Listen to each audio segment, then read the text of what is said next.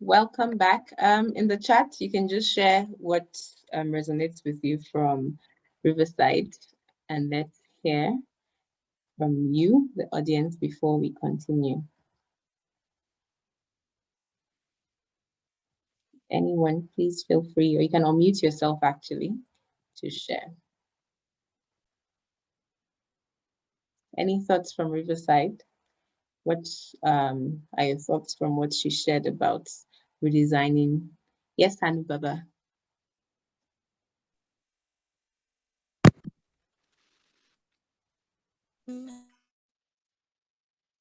That really struck me was when the teenage boy said they know they are responsible for their own learning, and that's a whole mindset that we will need in this part of the world, where children know that they are responsible and they can learn in the way that they can feel or they can relate with. And when you relate with it, because children learn in different environments. So I think we should all incorporate what works for that in teaching them. Great, thank you so much. The children at the center of the learning experience. And remember, when I first saw this video, I was like, that is true. Like, it's about the children at the end of the day. But many times, because obviously the money comes from the parents, we forget and design for the parents. But then at the end of the day, we disenfranchise the child. Thank you, Benga and Amanda. I said, I think having the children at the center of learning, and I love how the children are emphasized as the primary client and not the parents. That will make them have more ownership. Definitely. And it's a mindset that then goes on beyond school. They've been taking ownership for 10 years, 15 years. When they get into the workplace, they can adapt, they can think like owners, critically think, communicate, and work with other people as well. So not saying that we should copy Riverside word for word or duplicate this for Africa, but thinking this was a parent that said, actually, we need to redesign how school in India is being done. And she's been able to inspire whole movements. The Indian government released last year an education policy that was really transformational, thinking about alternative models like Riverside School and spreading their impact across the country. So what can you do? That's my charge, basically, why I'm showing you this, in thinking about the status quo for Africa and changing it, redesigning it with the child at the heart of it, because obviously an African child's need is probably different, but at the core, in terms of the future of work skills that we've been talking about, it's probably still also the same, only just manifests differently. Maybe the content will be different, but what we're really also trying to achieve are learners with an I can mindset. I see the chat is present. Let me just read that and then I will continue. Okay, thank you, Jerry. The video was transformational for me in all the thoughts I had about education. I'd never thought about putting the children at the center. Yes, to me, they were just stakeholders, but they are very important stakeholders, true. Thank you for sharing. I'm glad that the video inspired you as much as it did me. And basically, I wanted to also talk briefly about how we've been using design thinking and Stirring for Greatness and the results we've seen and how we wanted to take it further as well. In our camps, when we were able to still hold physical camps, looking forward to coming back to these days. It used to be very inspirational, having kids redesign problems that were in their communities. So, for example, we had a camp where we gave them cases around disability, insecurity, and punctuality, which are issues they could connect to, things that were happening around them. And they came up with mind-blowing ideas. And you could see them light up, as you can see in the pictures, working together, building, and beyond that, actually presenting that and leading even the conversation, like how they were going to think about it. It was totally dependent on them. And these are things that we've been able to show that this is not just peculiar to some kids in Western countries or emerging economies. Like African children deserve to be able to think and work together like this as well. So back in education specifically, depending on where you stand, I thought about the principles for design thinking in education and how we could also think about it. Like one is design with community, which goes back to the conversation about the child at the center, design with the teachers, design with the parents, but really put the child at the center.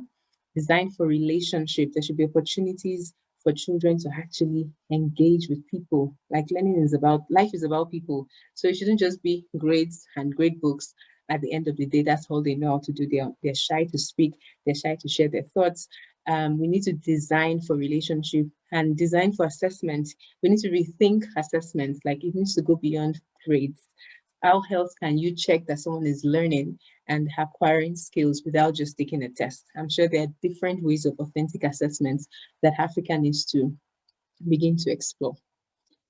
There's some other examples. We already heard about New View earlier in the day, so I won't talk about New View again. If you missed that session, you can watch it earlier when James talked about what they do at New View. But I thought to share the story of Mrs. Sige. You can Google her. She's a young lady that actually applied design thinking for a community, and it just showed you the power of empowering children.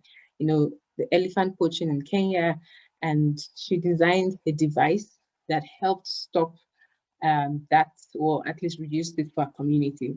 And this was a child that, if she had not been empowered with these skills of critical thinking, of being able to prototype and design, she probably wouldn't have come up with that solution. So we shouldn't think of children as powerless, like they're only powerless when we don't empower them.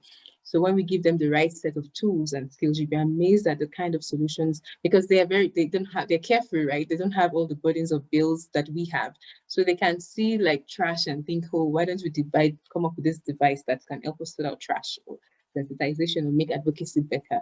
So in educating our children, we need to give them the skill set that makes them problem solvers, change makers, empathetic and innovative leaders. So that is all from my hand, but I have questions for you that I hope that you can engage with. There are three ways I thought in redesigning the alternative education models, we can think around it. One is, how might we create routines and activities that promote, we can't build schools, right? We can't all do that. So maybe an educator, or you are just an industry, someone that works in industry, a professional that has ideas. Maybe you can share some of these ideas with a local school in your community. So you could take a stab at any one of these three questions, and over the course of the weekend or the coming week, play around with it, think around it, even as a practice. Ideally, if we're in a setting out that said, let's go into breakout rooms. But for time, I just thought to leave these three questions on the screen and get you thinking. Maybe it's such a big thing. Alternative education models sounds really big. But if we break it down to these three questions, thinking around innovation in the classroom, or making classes engaging and experiential, given limited resources, or even just the content that is being taught. How do we adapt it to make people future ready? You might have a solution, and you can then present that to an educator, to a school, to someone that is influential that can execute it.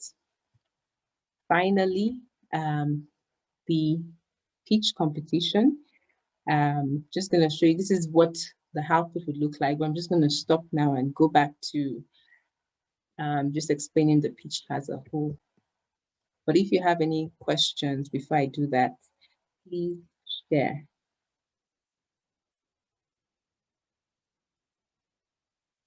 I'll pause. You can unmute yourself, add any thoughts, questions, while I get to the part of, now we are giving you an opportunity as Stirring for Greatness Foundation to actually build something. You can unmute yourself if you have anything to share.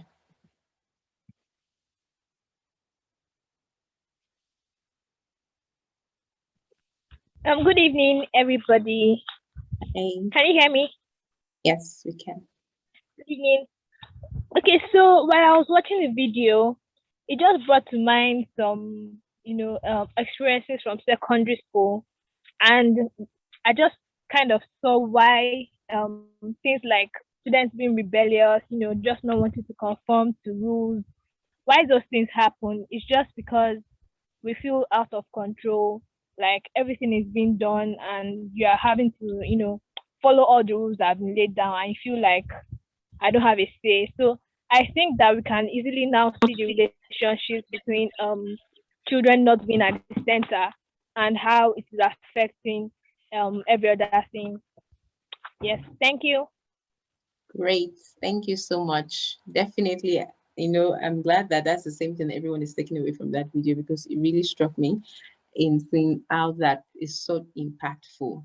Any other inputs before I share on the summit speech competition? Thank you, Buko. You can unmute yourself. I think I saw a few comments in the chat. You can read that as well while we wait.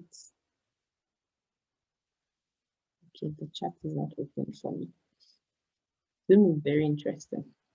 All right. If anyone has anything to say, you can unmute. Okay. Yeah. Yeah, I think like in the morning we all we spoke about that we should not all depend on government. I remember that Mrs. BMA talked about that it's very important that every stakeholder needs to be a challenge. So I think this is a very good idea in terms of maybe the awareness that Steering for Greatness is doing. Can also talk to parents, like somebody mentioned in the chat box that we have Parents Teachers Association, but no student can even come to that meeting. If you come, you'll be punished the next Monday for who invited you here. What are you doing here? What all of those things. So it's so funny that we can attend such meeting. And so I remember that sometimes when my dad wasn't able to attend some of those meetings, my brother's school, I go there.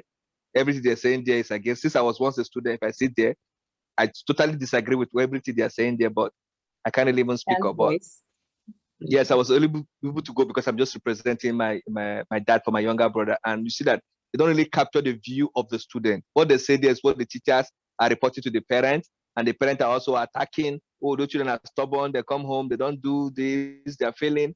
That's all what they discuss there. So I think it's a challenge that if we have parents like this, for those of us that are parents, like this architect that sees that maybe for us to really change education in Nigeria, I think we cannot wait for the government again. We as parents and other people, we really need to find something to do. And like the last question you left with us, maybe looking at some schools around our community, let's see how we can help them. Maybe also preaching to some of these core members that are going to serve in schools to begin to learn these design thinking skills, because a lot of them just go to do this NYSC and let me just finish and get my Alawi and go. But I think they can really make huge impact in the next 9 months they're going to be spending in this school, bring some of this idea in.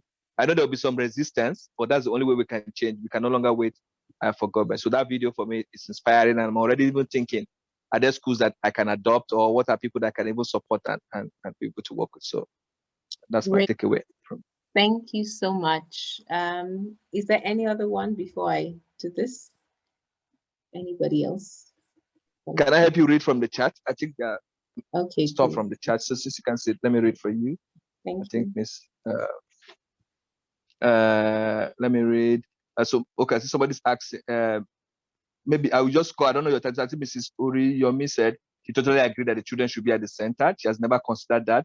We should do that. Tifa is asking that, can you please share the video? She missed it, and she already had to attend to something, so she missed the video. If you can share the link for the video, then Mrs. Or is it Mrs. or Mr.? I don't know. But Fola talked at that. So she's making a decision to voice this to the next parents and teachers forum of her son's school. So she's taking it to the PTA meeting of our school. And Jerry said the NYC idea is a great one that we can pursue, and I love that. Awesome. Thank you so much. I'll share the link of the video once I stop sharing my screen before we close the session. So about the pitch competition. So basically, we also thought this year we just don't want to talk. What can we do? What can we get a critical mass of people to do? So we thought, let's launch the Alternative Education Models Game Changer Lab. We're not going to leave you in the deep to solve this. We're going to be coming alongside you. So we're inviting from the 1st of June to the 30th of June.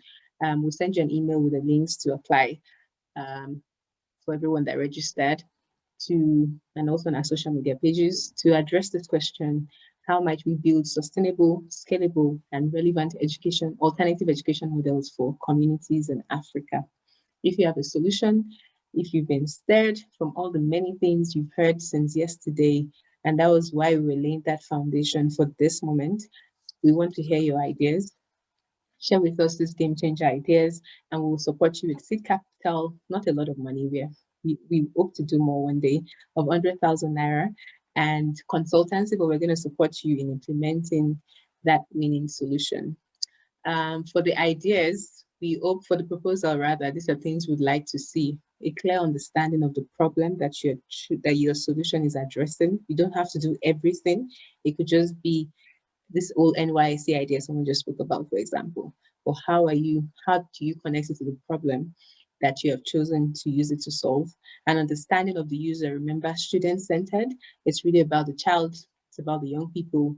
And we want to see that you've thought about them, you're including them, an extensive brainstorming of alternatives, and then a rudimentary prototype. It doesn't have to be fancy. It could just be a storyboard, a customer journey map of how your solution would work, why you believe it is scalable or sustainable, and a budget of how you'd use this token seed that we're giving you to pilot.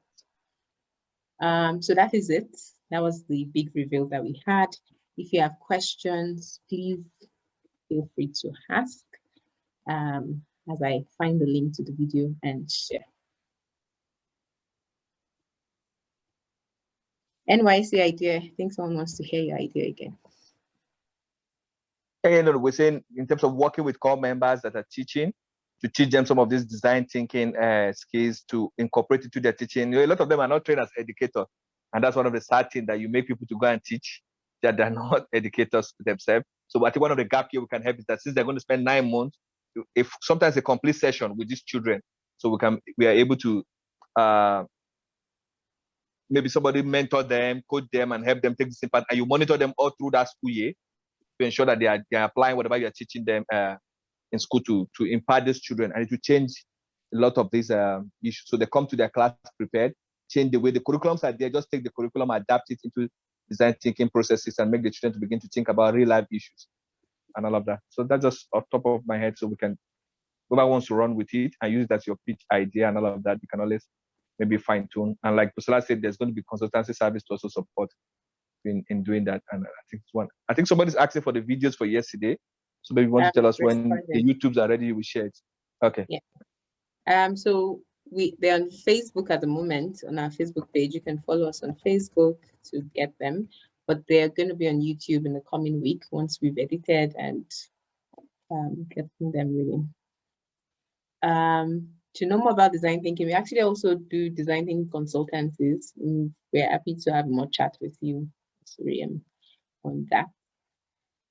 So maybe drop the email of Sharing for Greatness. They don't want to reach out. Sorry, this session was not going to be very long. It was going to end in an hour. So if you're just joining us, apologies that the session is wrapping up. We didn't want to take too much time. You know, we understand data constraints, and we've had multiple sessions. So that is all from us. We have not a